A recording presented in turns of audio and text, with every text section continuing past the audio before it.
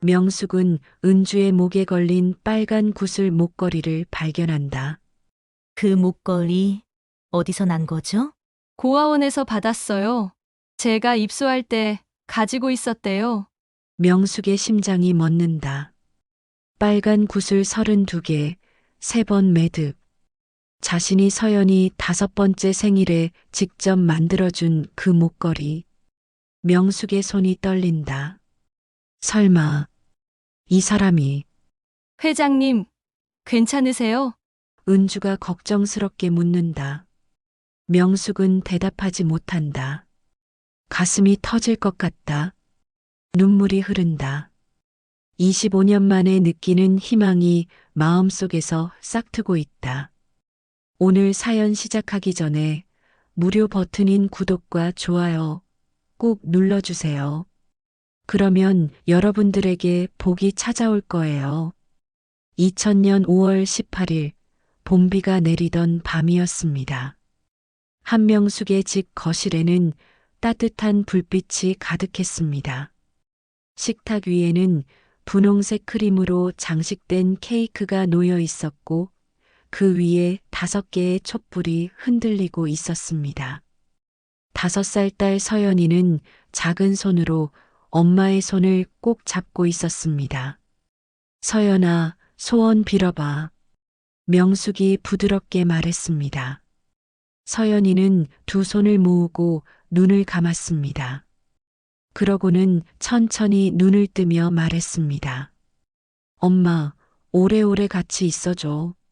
명숙은 딸을 꼭 안아주었습니다. 그럼 엄마가 약속할게. 남편 윤재혁은 그 모습을 카메라에 담으며 미소 지었습니다.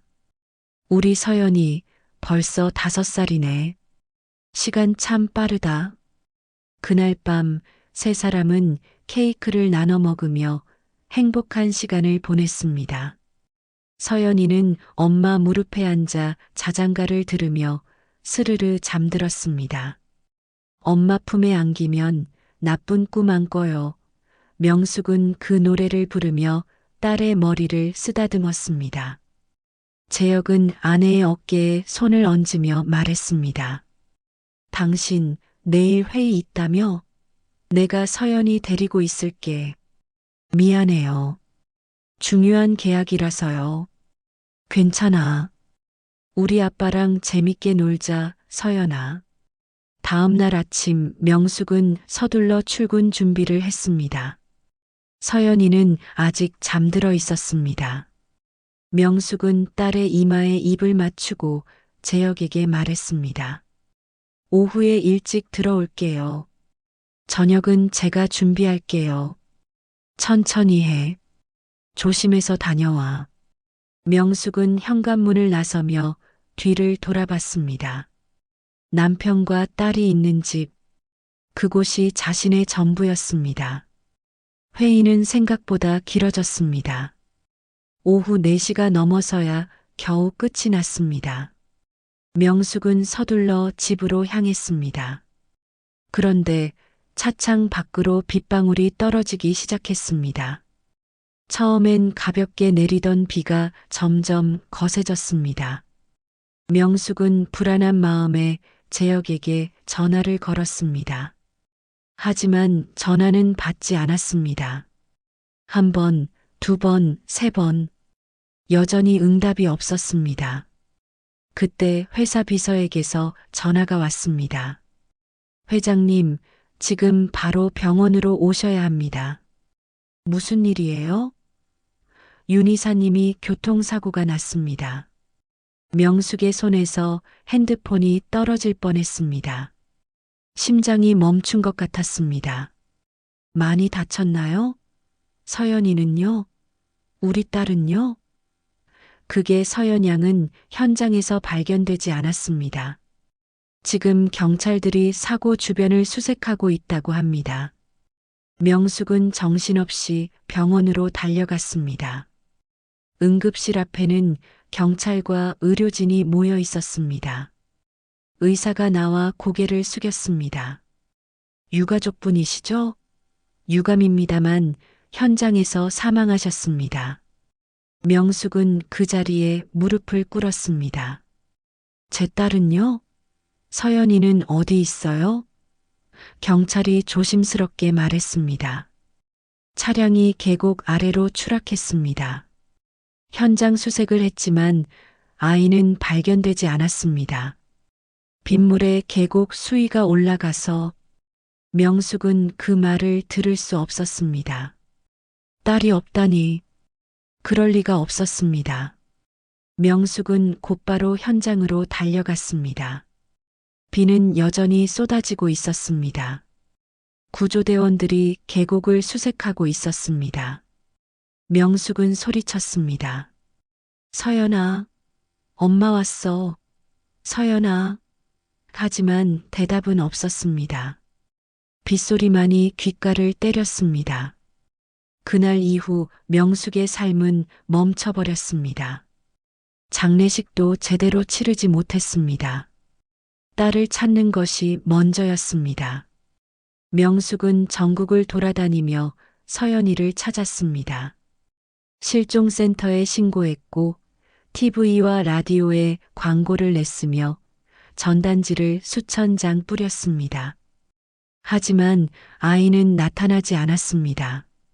1년이 지나고 3년이 지나고 5년이 지났습니다.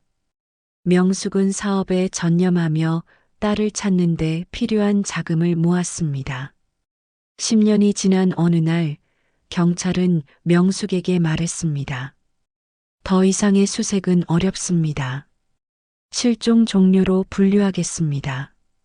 명숙은 그 말을 듣고 무너졌습니다. 아니에요. 우리 서연이는 어딘가에 살아 있어요. 하지만 경찰은 고개를 저었습니다.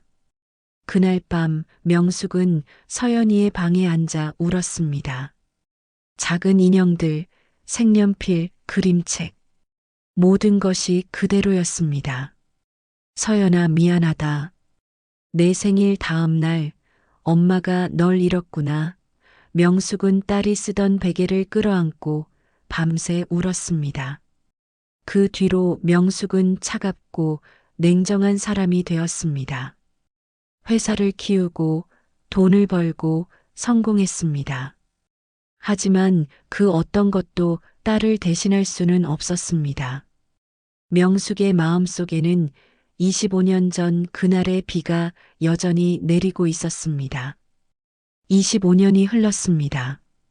2025년 명숙은 이제 68세가 되었습니다. 한천산업은 업계 상위권 기업으로 성장했고 명숙은 명예회장 자리에 올랐습니다. 하지만 성공이 명숙에게 행복을 가져다 주지는 못했습니다. 오히려 몸은 점점 약해졌습니다. 지난해 건강검진에서 신부전 초기 진단을 받았습니다. 의사는 말했습니다. 무리하지 마시고 충분히 쉬셔야 합니다. 스트레스를 줄이시고요. 명숙은 회사 일선에서 물러나 집에서 요양하기 시작했습니다. 넓은 저택이지만 명숙은 늘 혼자였습니다. 가끔 조카 강도연이 찾아왔지만 그의 눈빛에서 명숙은 진심을 느낄 수 없었습니다. 재산을 노리는 시선. 명숙은 그것을 너무나 잘 알고 있었습니다. 비서 박정호도 마찬가지였습니다. 20년 넘게 곁에서 일했지만 최근 들어 그의 태도에서 묘한 위화감이 느껴졌습니다. 어느 날 아침 박정호가 명숙의 방으로 들어왔습니다. 회장님, 새로운 간병인을 구했습니다. 간병인이요? 내가 그렇게 아픈 사람처럼 보이나요? 명숙은 불편한 표정을 지었습니다. 박정호는 공손하게 말했습니다. 건강을 위해서입니다. 식사 관리며 약 복용 같은 것을 챙겨줄 사람이 필요합니다. 명숙은 한숨을 쉬었습니다. 알았어요. 그런데 이번엔 제대로 된 사람을 데려온 거죠? 오후 2시쯤 현관벨이 울렸습니다. 박정우가 문을 열자 한 여성이 들어왔습니다. 40대 초반으로 보이는 단정한 인상의 여성이었습니다. 그녀는 명숙에게 다가와 정중하게 인사했습니다. 안녕하세요, 회장님. 정은주입니다. 잘 부탁드립니다. 명숙은 은주를 바라봤습니다. 그 순간 묘한 감정이 스쳤습니다. 낯선 사람인데 어딘가 익숙한 느낌. 특히 은주의 눈빛이 그랬습니다. 따뜻하면서도 슬픔이 묻어있는 눈빛. 명숙은 속으로 생각했습니다. 저 눈 서연이가 울다 웃을 때 그랬지. 하지만 명숙은 그 생각을 곧 지워버렸습니다. 25년 동안 명숙은 수없이 많은 사람들 속에서 딸을 찾으려 했습니다. 비슷한 눈빛, 비슷한 목소리, 비슷한 미소. 하지만 그 누구도 서연이가 아니었습니다. 명숙은 더 이상 희망을 품지 않기로 다짐했습니다. 정은주 씨, 여기 일이 쉽지는 않을 겁니다. 괜찮습니다. 최선을 다하겠습니다. 은주는 그날부터 명숙의 곁에서 일하기 시작했습니다. 아침 6시에 일어나 명숙의 아침 식사를 준비했습니다. 죽과 나물, 그리고 과일을 정성스럽게 차려냈습니다. 회장님, 아침 드세요. 명숙은 식탁에 앉았습니다. 은주가 준비한 음식은 정갈했습니다. 맛있게 드셨으면 좋겠습니다. 명숙은 한 숟가락 떠서 입에 넣었습니다. 간이 딱 맞았습니다. 괜찮네요. 식사 후 은주는 명숙의 약을 챙겼습니다. 심장약, 혈압약, 소화제. 약이 여러 개였지만 은주는 하나하나 확인하며 물과 함께 건넸습니다. 천천히 드세요. 명숙은 약을 먹으며 은주를 바라봤습니다. 조용하고 차분한 사람이었습니다. 말이 많지 않았지만 일은 확실했습니다. 점심 준비, 청소, 빨래. 모든 것을 꼼꼼하게 처리했습니다. 저녁 무렵 명숙은 거실 소파에 앉아 창밖을 바라보고 있었습니다. 해가 지고 있었습니다. 은주가 조용히 다가와 따뜻한 차를 건넸습니다. 국화차입니다. 마음을 편안하게 해준다고 하더라고요. 명숙은 차를 받아 한 모금 마셨습니다. 은은한 향이 입안에 퍼졌습니다. 고마워요. 천만에요. 편히 쉬세요. 밤이 되었습니다. 은주는 명숙의 침실 정리를 마치고 나오려 했습니다. 그때 명숙이 물었습니다. 정은주 씨, 가족은 있나요? 은주는 잠시 멈칫했습니다. 아니요. 저는 고아원 출신이에요. 그렇군요. 명숙은 더 묻지 않았습니다.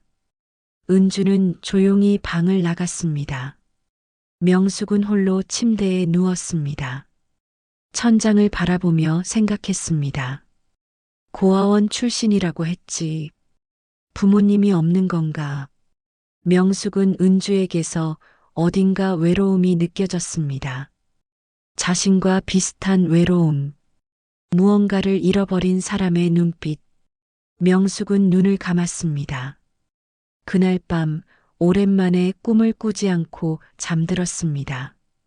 일주일이 지났습니다. 은주는 점점 명숙의 생활 리듬에 익숙해졌습니다. 약 먹는 시간, 산책 시간, 식사 시간. 모든 것을 정확히 기억하고 챙겼습니다. 명숙도 조금씩 은주에게 마음을 열기 시작했습니다. 차를 마시며 가끔 짧은 대화를 나눴습니다. 날씨가 좋네요. 네, 산책 나가실까요? 그럴까요? 두 사람은 집 뒤편 정원을 천천히 걸었습니다. 명숙은 은주의 팔을 가볍게 잡고 걸었습니다. 은주의 손은 따뜻했습니다. 명숙은 문득 생각했습니다. 만약 서연이가 살아있다면 이 사람처럼 어딘가에서 살고 있을까? 하지만 명숙은 그 생각을 다시 떨쳐냈습니다. 희망은 독이었습니다. 명숙은 그것을 너무나 잘 알고 있었습니다. 은주가 명숙의 집에서 일한 지 한 달이 지났습니다. 두 사람 사이에는 조금씩 신뢰가 쌓여가고 있었습니다. 명숙은 예전처럼 차갑게 대하지 않았고 은주도 조금씩 편안함을 느끼기 시작했습니다. 어느 날 오후 명숙은 서재에서 책을 읽고 있었습니다. 은주는 거실을 청소하며 식탁을 정리하고 있었습니다. 식기를 닦으며 은주는 무심코 노래를 흥얼거렸습니다. 엄마 품에 안기면 나쁜 꿈 안 꿔요. 작은 목소리였지만 조용한 집안에서는 또렷하게 들렸습니다. 서재에 있던 명숙의 손이 멈췄습니다. 책장을 넘기던 손가락이 굳어졌습니다. 명숙은 천천히 고개를 들었습니다. 방금 들린 노래, 그 멜로디, 분명했습니다. 명숙은 책을 내려놓고 거실로 나왔습니다. 은주는 여전히 식탁을 닦으며 조용히 노래를 흥얼거리고 있었습니다. 명숙은 은주의 뒤에 서서 물었습니다. 그 노래 어디서 들었죠? 은주는 깜짝 놀라 돌아봤습니다. 아, 회장님. 죄송합니다. 너무 시끄러웠나요? 아니에요. 그게 아니라 그 노래 말이에요. 어디서 배운 건가요? 은주는 잠시 생각에 잠겼습니다. 글쎄요. 정확히 기억은 안 나는데 아주 어릴 때 어떤 할아버지가 자주 불러주셨어요. 명숙의 눈동자가 흔들렸습니다. 할아버지요? 네. 제가 고아원에 가기 전에 잠깐 돌봐주신 분이에요. 그분이 가끔 이 노래를 불러주셨던 것 같아요. 명숙은 가슴이 두근거렸습니다. 그 노래는 명숙이 직접 만든 자장가였습니다. 서연이에게만 불러주던 노래였습니다. 그 할아버지는 누구셨나요? 명숙의 목소리가 떨렸습니다. 은주는 고개를 저었습니다. 잘 모르겠어요. 제가 너무 어렸거든요. 비 오는 날 계곡 근처 숲속에서 쓰러져 있던 저를 그분이 발견하셨대요.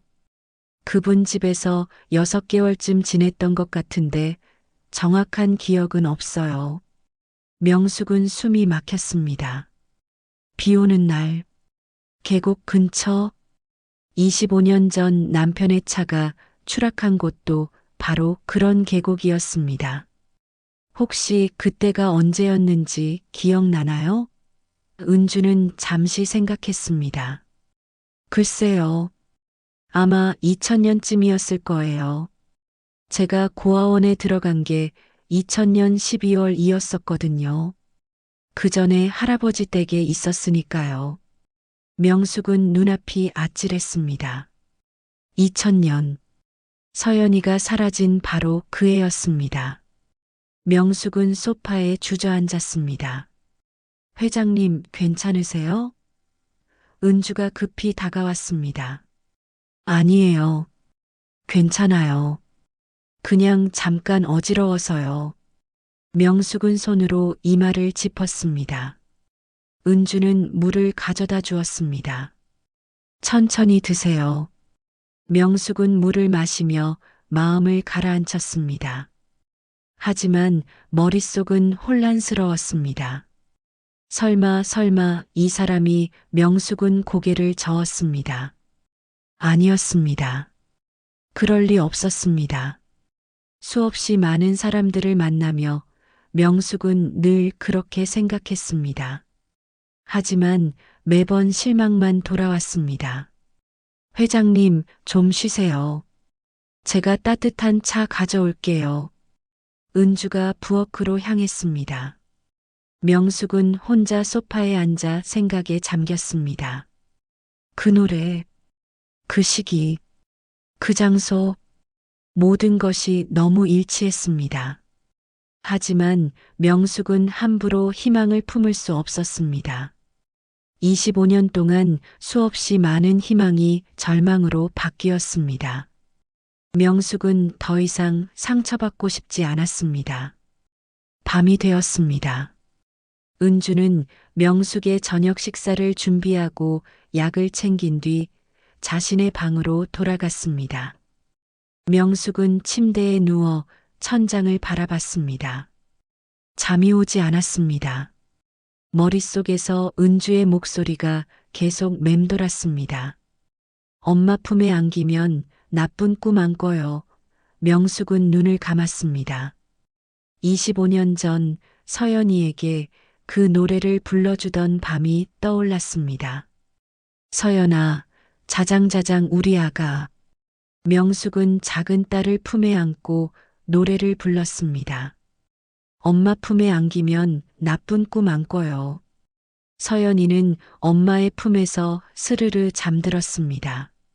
명숙은 딸의 머리를 쓰다듬으며 속삭였습니다. 엄마가 항상 지켜줄게. 하지만 명숙은 그 약속을 지키지 못했습니다. 다음 날 서연이는 명숙의 곁에서 영원히 사라졌습니다. 명숙은 눈물이 흘렀습니다. 25년이 지났지만 그날의 죄책감은 여전했습니다.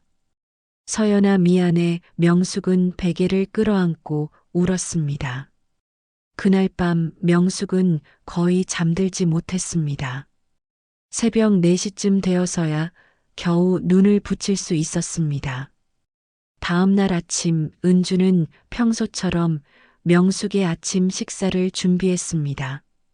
명숙은 식탁에 앉았지만 입맛이 없었습니다. 회장님, 어젯밤에 못 주무셨어요? 은주가 걱정스러운 표정으로 물었습니다. 네, 좀 그랬어요. 몸이 안 좋으신 건 아니죠? 아니에요. 그냥 잠이 안 왔을 뿐이에요.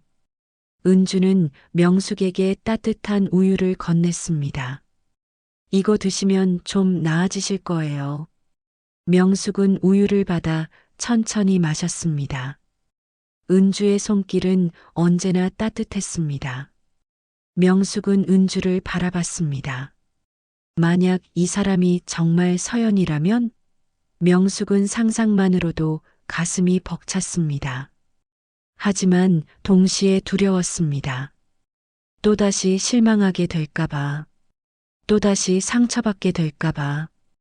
회장님, 오늘은 날씨가 좋으니까 산책 나가실까요? 은주가 제안했습니다. 명숙은 고개를 끄덕였습니다. 그럴까요? 두 사람은 정원으로 나갔습니다. 햇살이 따스했습니다. 명숙은 은주의 팔을 잡고 천천히 걸었습니다. 그때 명숙은 결심했습니다.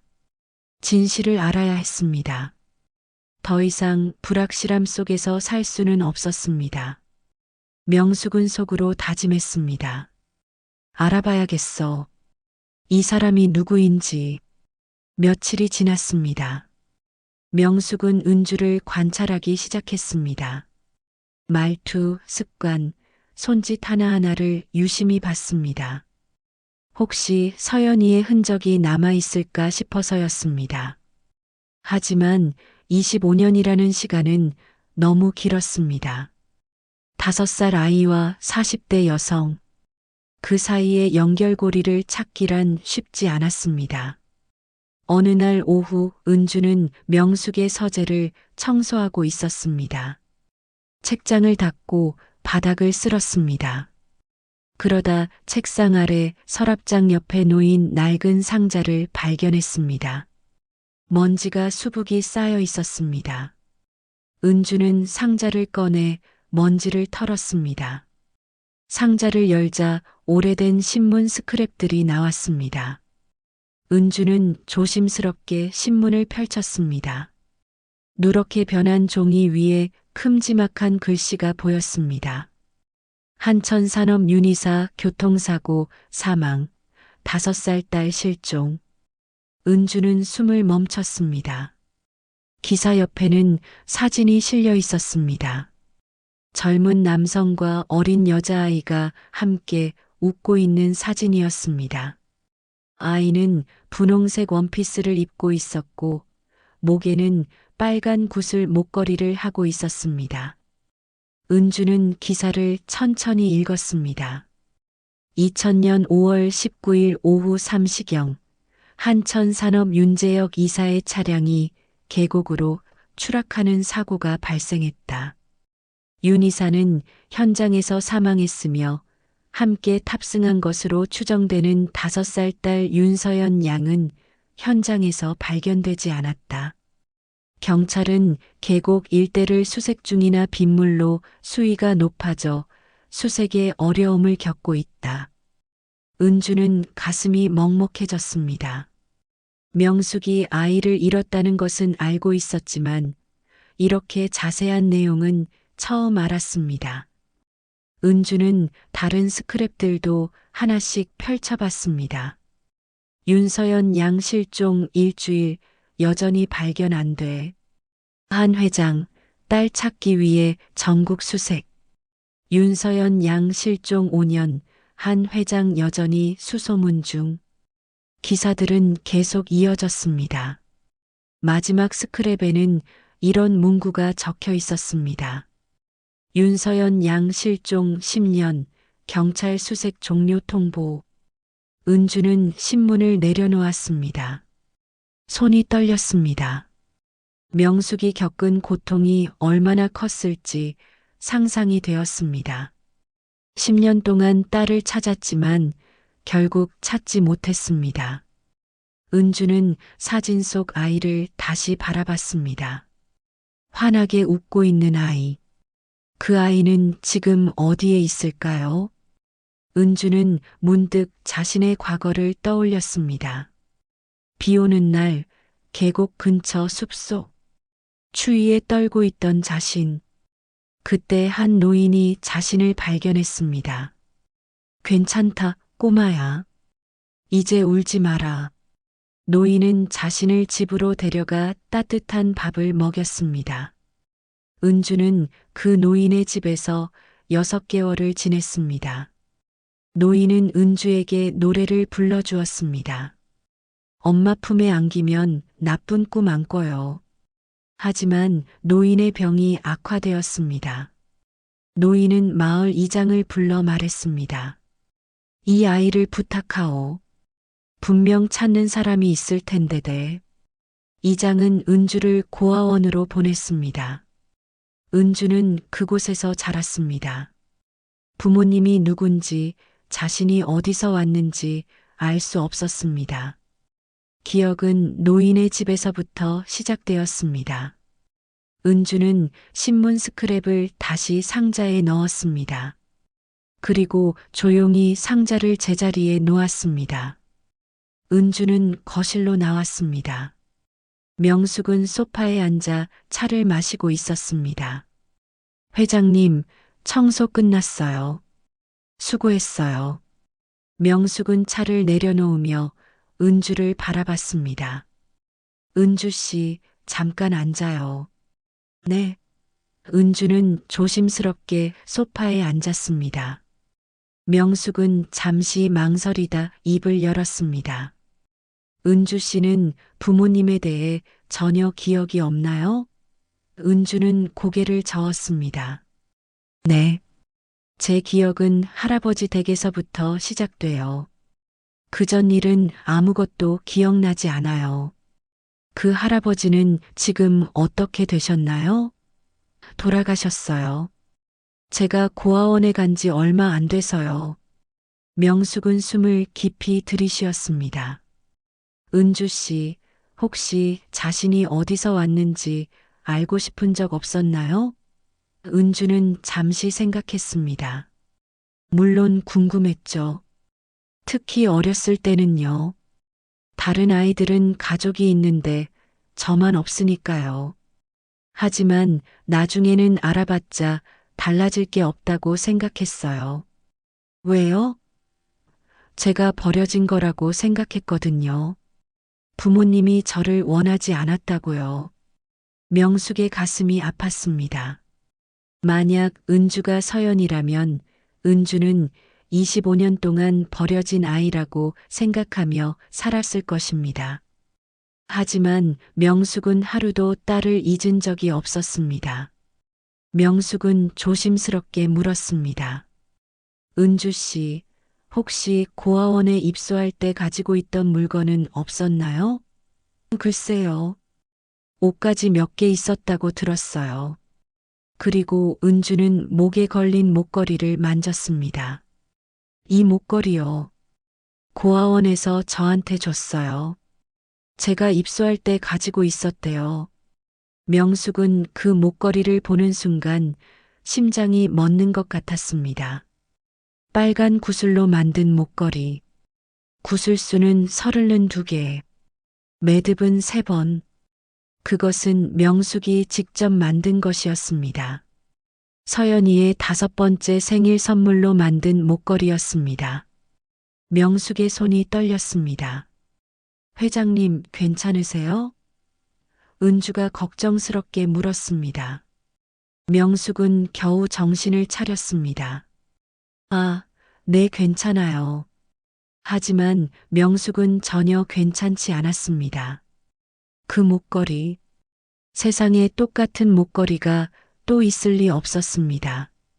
명숙이 직접 구슬을 꿰어 만든 단 하나뿐인 목걸이였습니다. 명숙은 속으로 생각했습니다. 설마 정말 이 사람이.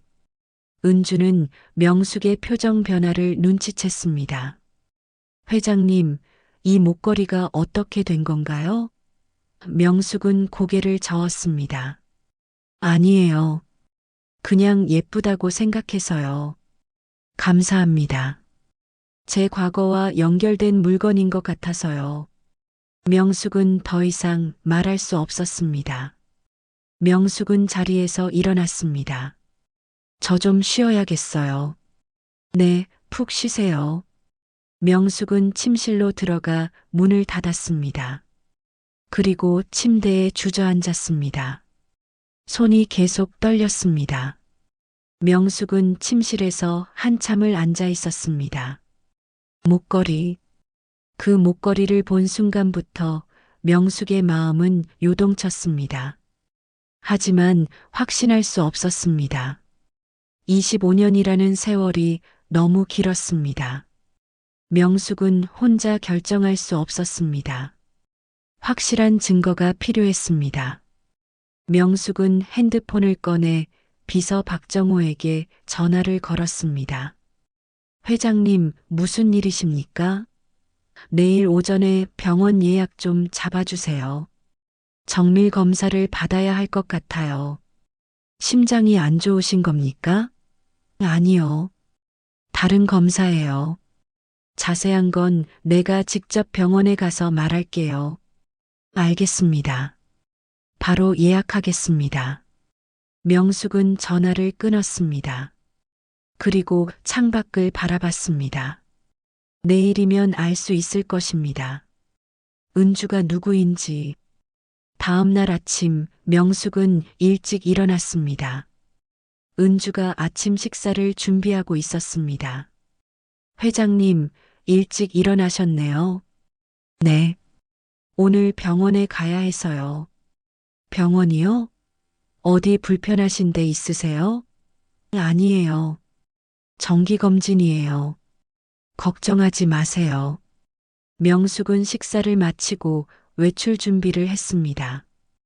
은주가 가방을 챙겨주었습니다. 조심히 다녀오세요. 명숙은 병원에 도착했습니다. 박정호가 미리 와서 기다리고 있었습니다. 회장님, 이쪽입니다. 명숙은 진료실로 들어갔습니다. 담당 의사가 명숙을 맞이했습니다. 회장님, 오늘은 무슨 검사를 받으러 오셨습니까? 명숙은 조심스럽게 말했습니다. 유전자 검사를 받고 싶습니다. 유전자 검사요? 네. 친자 확인 검사입니다. 의사는 잠시 놀란 표정을 지었지만 곧 고개를 끄덕였습니다. 알겠습니다. 샘플이 필요한데요. 명숙은 가방에서 작은 봉투를 꺼냈습니다. 안에는 머리카락 몇 가닥이 들어 있었습니다. 이건 상대방의 머리카락입니다. 어제 은주 씨가 쓰던 머리빗에 있는 걸 몇 가닥 모았어요. 알겠습니다. 그럼 회장님 샘플도 채취하겠습니다. 의사는 명숙의 머리카락을 조심스럽게 채취했습니다. 결과는 언제 나오나요? 일주일 정도 걸립니다. 정확한 분석이 필요하거든요. 일주일이요. 명숙은 한숨을 쉬었습니다. 일주일이 너무 길게 느껴졌습니다. 결과는 저에게만 알려주세요. 다른 사람에게는 절대 말하지 마세요. 물론입니다. 개인정보 보호 원칙을 철저히 지키겠습니다. 명숙은 병원을 나섰습니다. 박정우가 물었습니다. 회장님, 검진 결과는 괜찮으셨습니까? 네, 괜찮아요. 명숙은 짧게 대답했습니다. 박정우는 더 묻지 않았습니다. 명숙은 차에 올라 집으로 향했습니다. 창밖 풍경이 흘러갔지만 명숙의 머릿속은 복잡했습니다. 만약 은주가 서연이라면 명숙은 상상만으로도 가슴이 벅찼습니다. 하지만 동시에 두려웠습니다. 만약 아니라면 그 실망감을 견딜 수 있을까요? 집에 도착하자 은주가 현관에서 맞이했습니다. 회장님, 검진 잘 받고 오셨어요? 네. 별일 없어요. 다행이에요. 점심 준비했어요. 드실래요? 고마워요. 조금 이따 먹을게요. 명숙은 거실 소파에 앉았습니다. 은주는 부엌으로 가서 차를 준비했습니다. 명숙은 은주의 뒷모습을 바라봤습니다. 일주일만 기다리면 돼. 그날 이후 명숙은 평소처럼 생활했습니다. 하지만 마음속으로는 계속 은주를 관찰했습니다. 작은 습관 하나하나가 눈에 들어왔습니다. 은주는 식사할 때 왼손을 먼저 사용했습니다. 서연이도 왼손잡이였습니다. 은주는 웃을 때 눈이 초승달 모양이 되었습니다. 서연이도 그랬습니다. 하지만 이런 것들이 확실한 증거는 아니었습니다. 사흘째 되는 날 명숙은 이상한 증상을 느꼈습니다. 약을 먹고 나면 머리가 멍해졌습니다. 집중력이 떨어지고 몸이 나른했습니다. 처음엔 심장 때문이라고 생각했습니다. 하지만 증상이 계속되자 이상함을 느꼈습니다. 은주 씨, 요즘 약을 먹으면 이상하게 어지럽네요. 그러세요? 처방대로 드리고 있는데. 은주는 약 봉투를 살펴봤습니다. 평소와 다른 점을 발견했습니다. 약의 색깔이 달랐습니다. 그리고 제조사 이름도 달랐습니다. 회장님, 이 약 평소 드시던 거랑 다른 것 같은데요? 뭐라고요? 명숙도 약을 자세히 봤습니다. 분명 색깔이 달랐습니다. 박 비서가 일주일 전에 가져다 줬어요. 병원에서 처방이 바뀌었다고 하더라고요. 정말 병원에서 바꾼 건가요? 은주는 불안한 마음이 들었습니다. 회장님, 제가 병원에 확인해 볼게요. 그래 주세요. 은주는 즉시 병원에 전화를 걸었습니다. 안녕하세요. 한명숙 회장님, 약 처방건으로 확인하고 싶은 게 있는데요. 네, 말씀하세요. 일주일 전에 처방이 변경됐나요? 잠시만요. 확인해 보겠습니다. 잠시 후 상담원이 대답했습니다. 아니요. 변경된 처방은 없습니다. 2달 전 처방이 그대로 유지되고 있습니다. 은주는 놀랐습니다. 확실한가요? 네. 기록상 변경 사항이 없습니다. 알겠습니다. 감사합니다. 은주는 전화를 끊고 명숙에게 말했습니다. 회장님, 병원에서는 처방 변경이 없었대요. 명숙의 표정이 굳었습니다. 그럼 이 약은 뭐죠? 모르겠어요. 하지만 분명히 이상해요. 제가 약을 사진으로 찍어 둘게요. 그리고 병원에서 처방 원본을 받아올게요. 은주는 약을 사진으로 찍었습니다. 그리고 병원으로 가서 처방전 원본을 받아왔습니다. 집에 돌아와 2개를 비교했습니다. 명확히 달랐습니다. 병원 처방에는 없는 약이 섞여 있었습니다. 은주는 약 이름을 검색했습니다.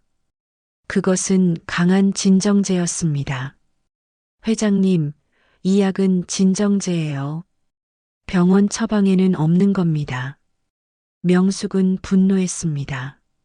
누가 이런 짓을 한 거죠? 박 비서가 가져다 주셨다고 하셨죠?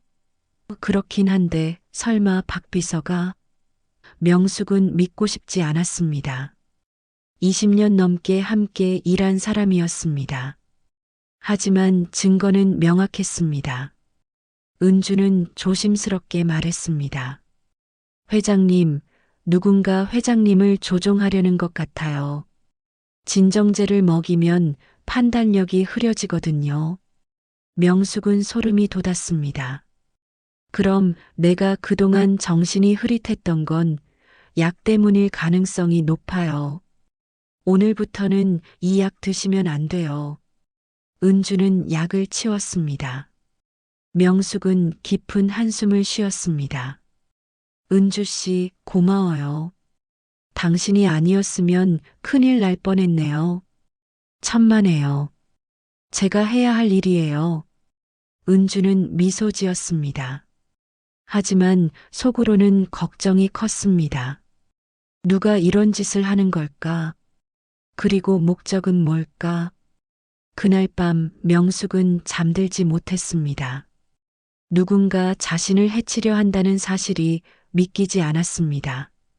박정호일까요? 아니면 조카 강도현일까요?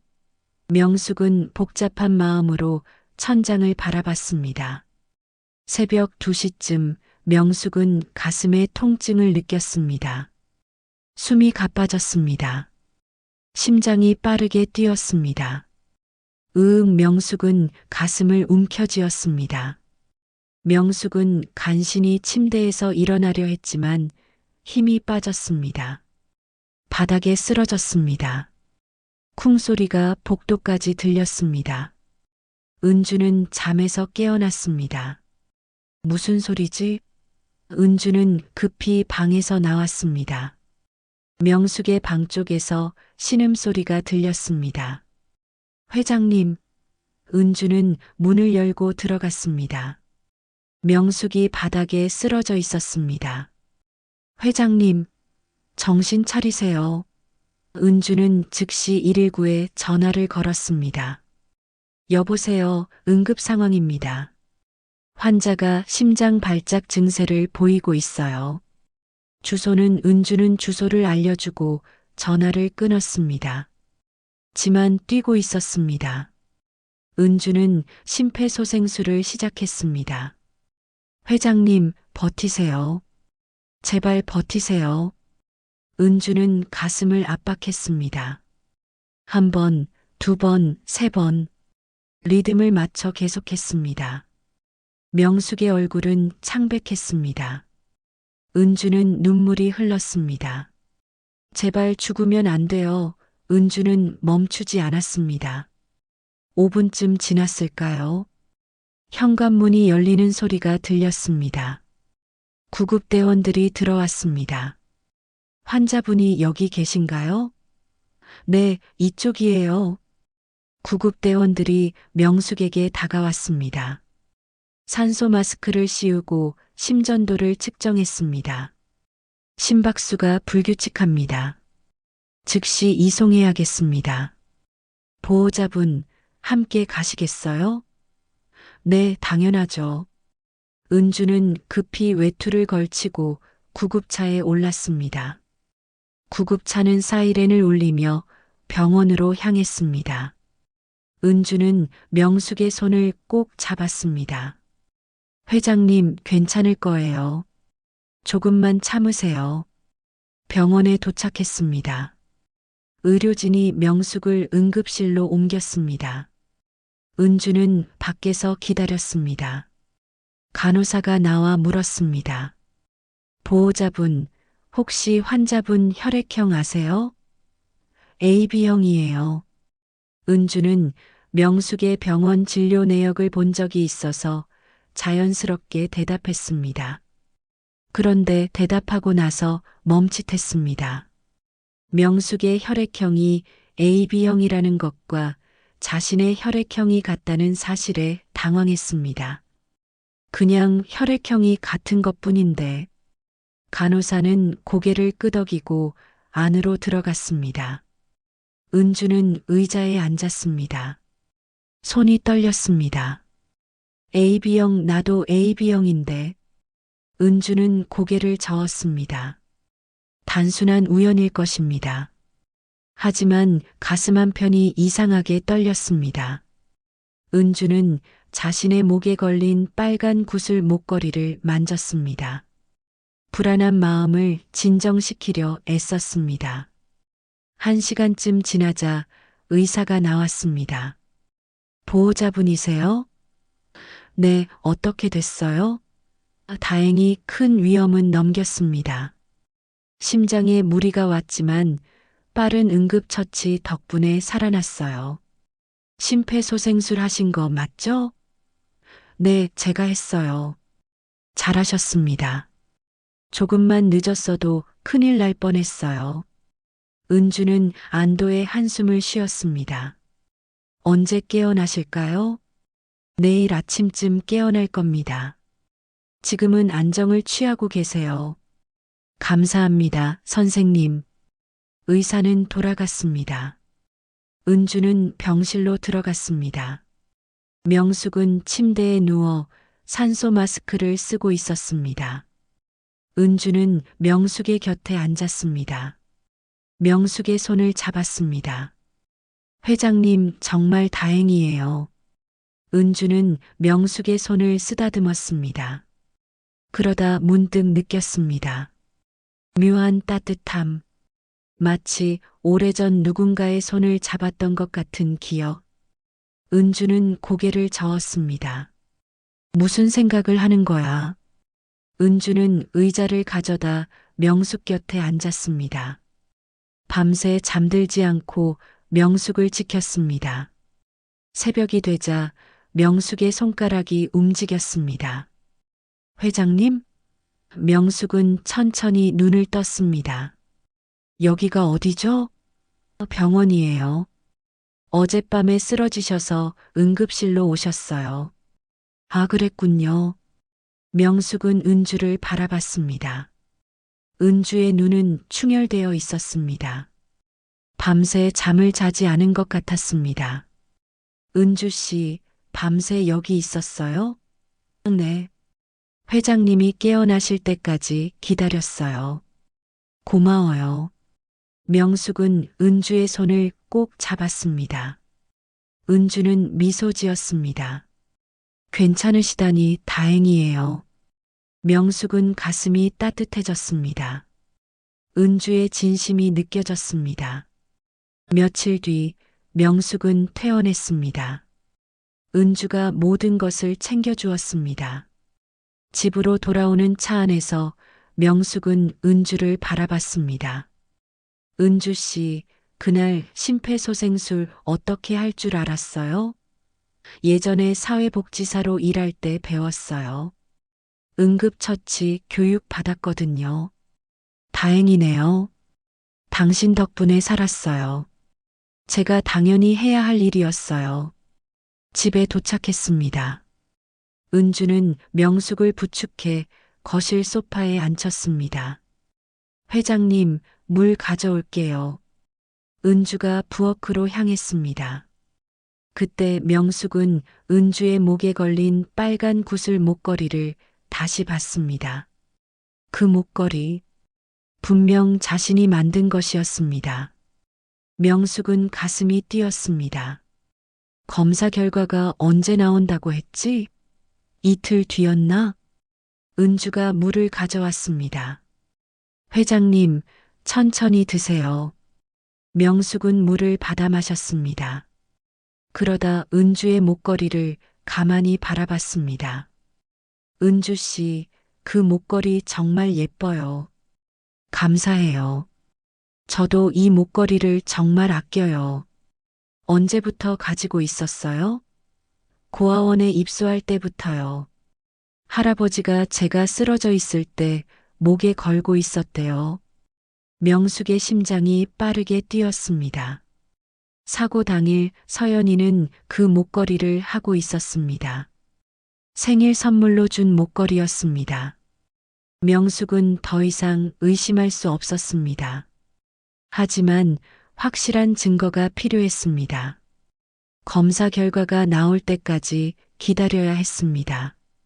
명숙은 속으로 생각했습니다. 제발 내 딸이길. 그날 저녁 명숙은 서재에 혼자 앉아 있었습니다. 서랍에서 오래된 사진첩을 꺼냈습니다. 서연이의 사진들이 가득했습니다. 5살 생일날 찍은 사진.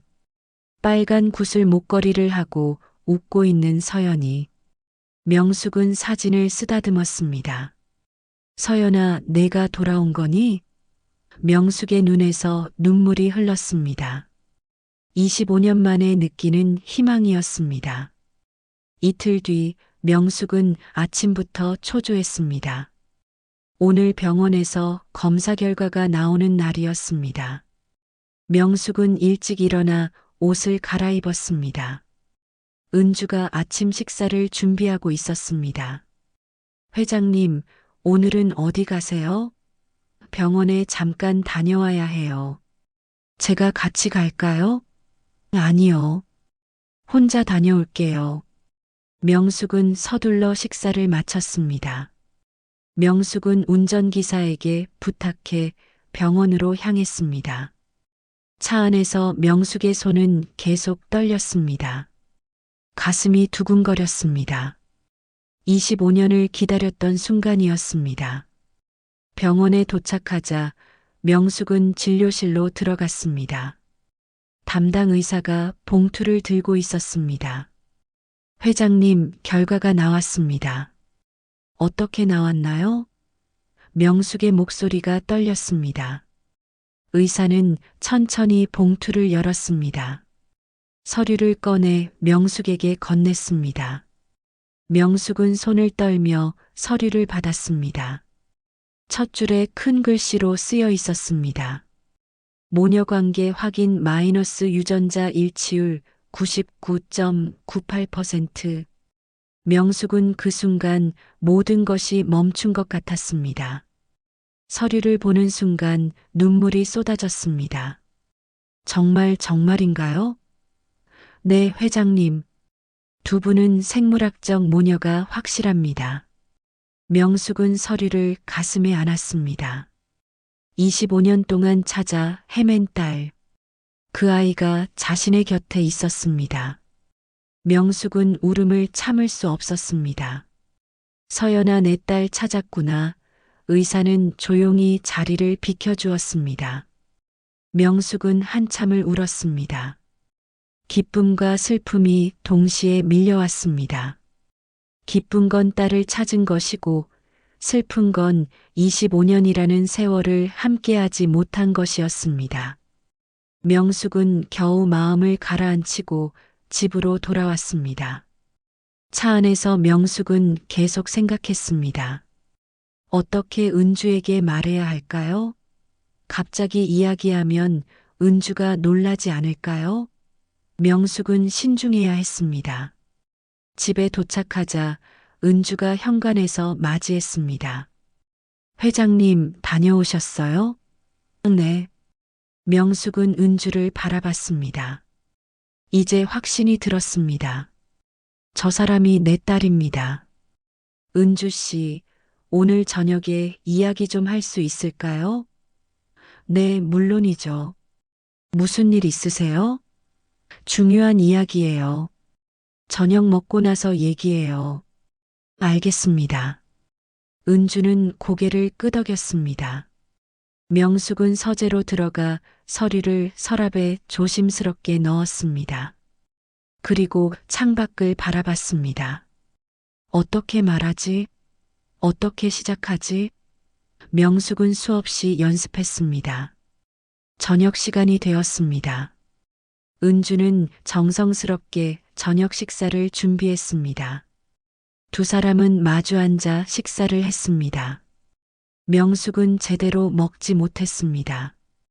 계속 은주를 바라봤습니다. 은주도 명숙의 이상한 분위기를 눈치챘습니다. 회장님, 괜찮으세요? 오늘 많이 불안해 보이세요. 은주 씨, 식사 마치고 거실로 갈까요? 네. 두 사람은 거실 소파에 앉았습니다. 명숙은 은주의 손을 잡았습니다. 은주 씨, 내가 할 말이 있어요. 아주 중요한 이야기예요. 네, 말씀하세요. 은주는 긴장한 표정이었습니다. 명숙은 깊은 숨을 들이쉬었습니다. 25년 전 나는 딸을 잃었어요. 교통사고로 남편은 죽고 5살 딸은 실종됐죠. 네, 알고 있어요. 서재에서 신문 스크랩 봤거든요. 그 아이 이름은 윤서연이었어요. 생일 다음 날 사고가 났고 그날 이후로 나는 25년 동안 딸을 찾았어요. 명숙의 목소리가 떨렸습니다. 하지만 찾을 수 없었어요. 10년 뒤 경찰은 수색을 종료했고 나는 딸을 영영 잃은 줄 알았어요. 은주는 명숙의 손을 꼭 잡았습니다. 회장님, 그런데 당신이 왔어요. 처음 봤을 때부터 낯설지 않았어요. 당신이 부르던 노래, 그건 내가 서연이에게만 불러주던 자장가였어요. 은주의 눈이 커졌습니다. 그리고 당신이 하고 있는 그 목걸이, 명숙은 은주의 목걸이를 가리켰습니다. 그건 내가 서연이 5번째 생일에 직접 만들어준 목걸이예요. 빨간 구슬 32개, 3번 매듭. 세상에 하나밖에 없는 목걸이죠. 은주는 자신의 목걸이를 만졌습니다. 손이 떨렸습니다. 그래서 나는 확인하고 싶었어요. 혹시나 하는 마음에 유전자 검사를 했어요.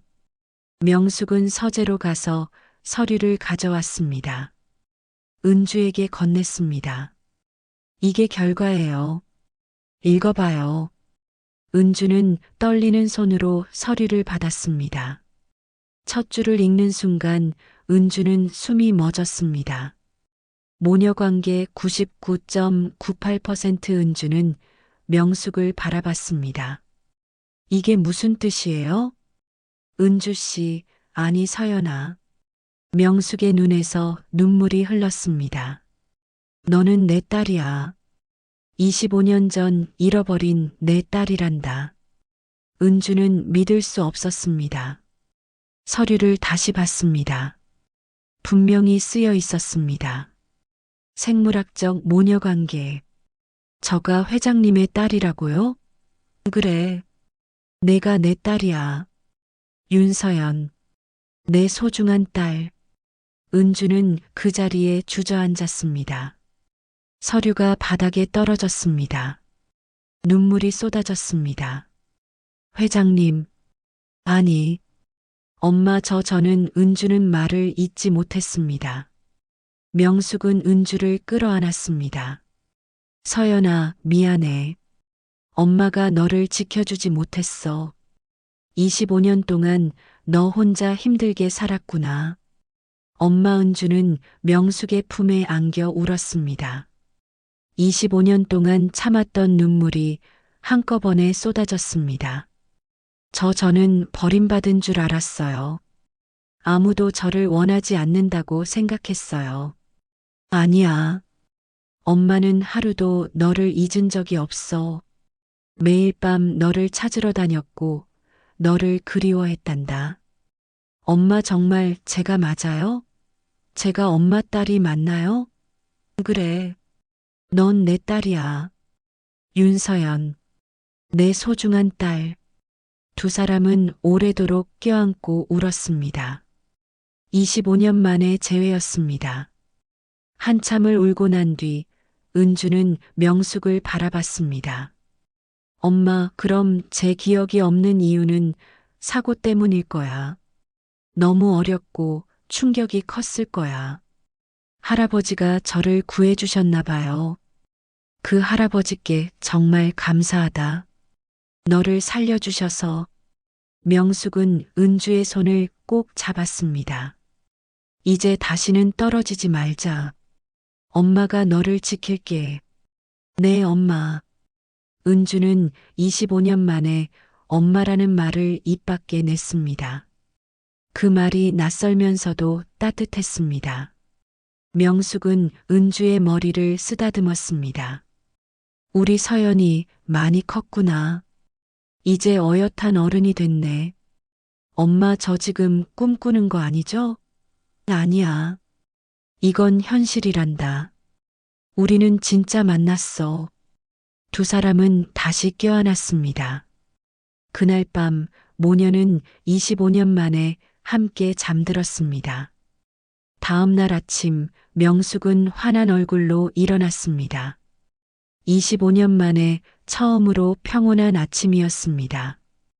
은주도 일찍 일어나 아침 식사를 준비했습니다. 하지만 이제는 가사도우미가 아니라 딸로서 준비하는 것이었습니다. 엄마, 아침 드세요. 고마워, 서연아. 두 사람은 마주 앉아 식사를 했습니다. 웃음소리가 집안에 가득했습니다. 식사 후 명숙은 은주에게 말했습니다. 서연아, 이제 진실을 밝혀야겠어. 누가 나를 해치려 했는지 알아내야 해. 네, 엄마. 제가 도와드릴게요. 고마워. 먼저 박비서를 불러야겠어. 명숙은 박정호에게 전화를 걸었습니다. 박비서, 오늘 오후에 집으로 와주세요. 중요한 이야기가 있어요. 알겠습니다, 회장님. 오후 2시 박정호가 도착했습니다. 거실에는 명숙과 은주가 앉아 있었습니다. 박정호는 두 사람을 보며 이상함을 느꼈습니다.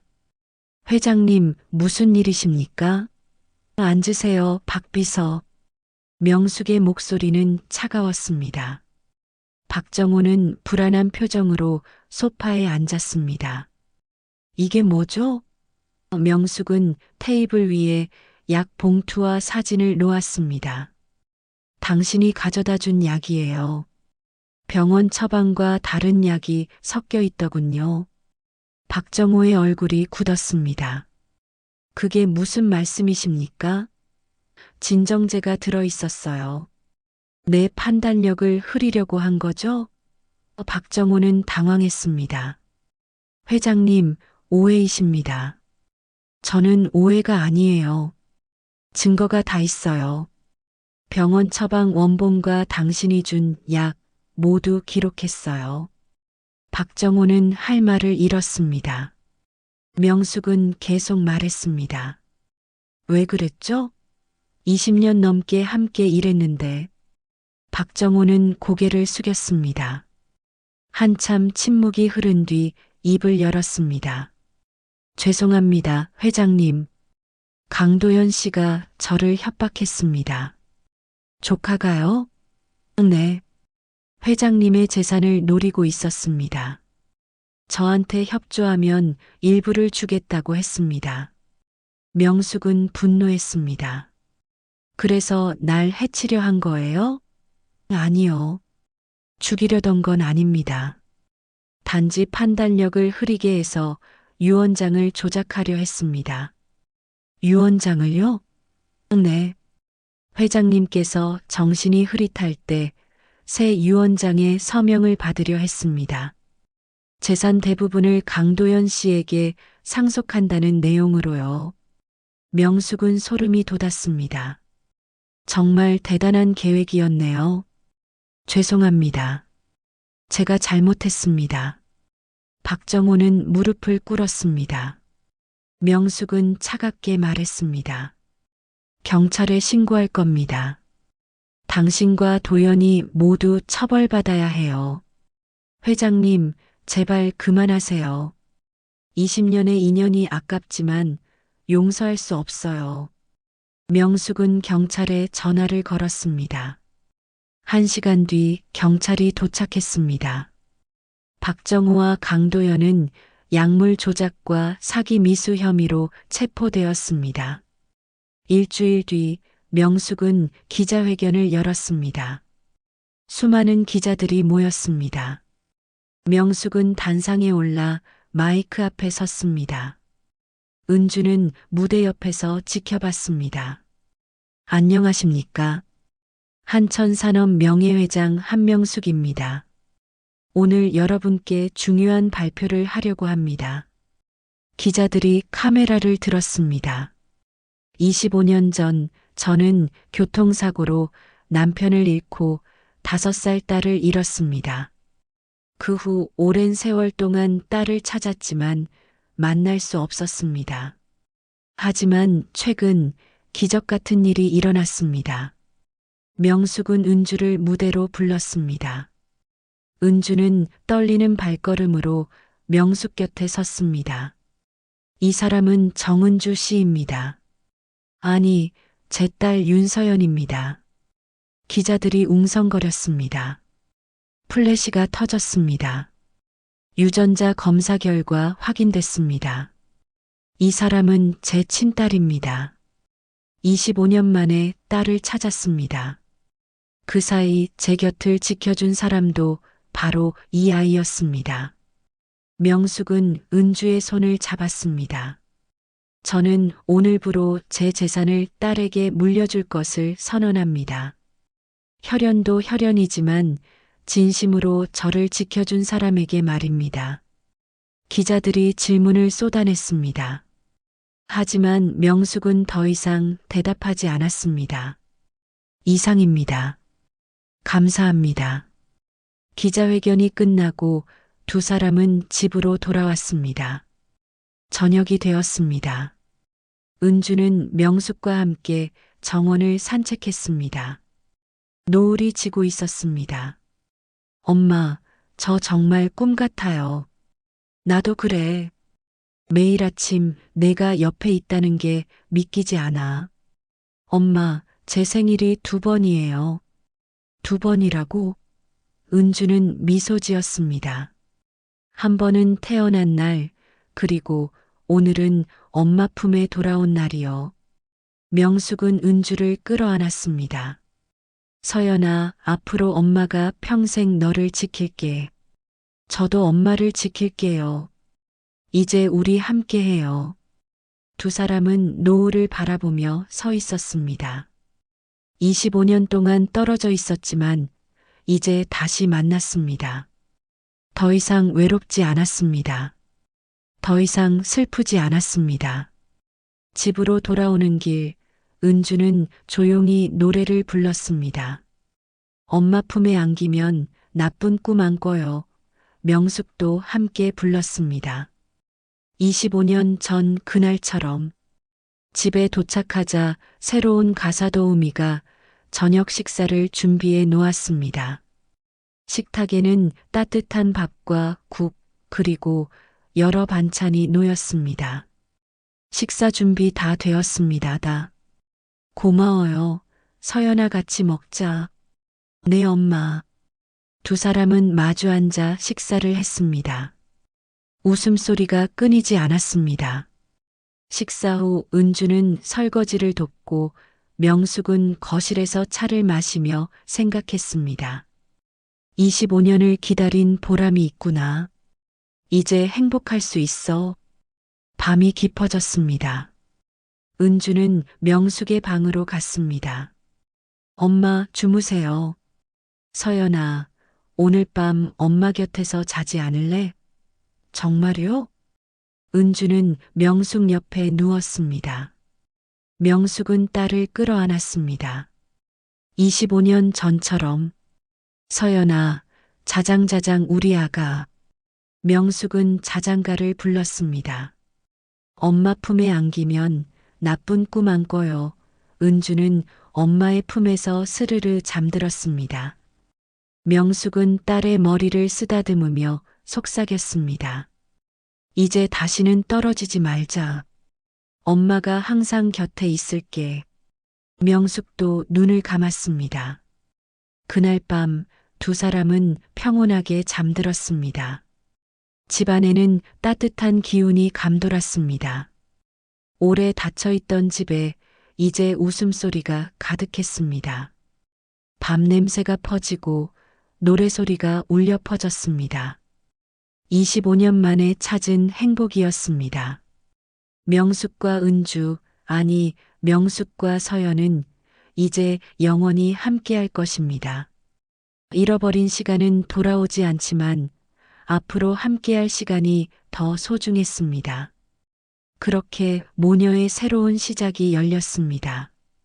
이 이야기가 마음에 닿으셨다면 댓글로 여러분의 생각을 들려주세요. 여러분의 작은 응원 한마디가 다음 영상 제작에 큰 힘이 됩니다.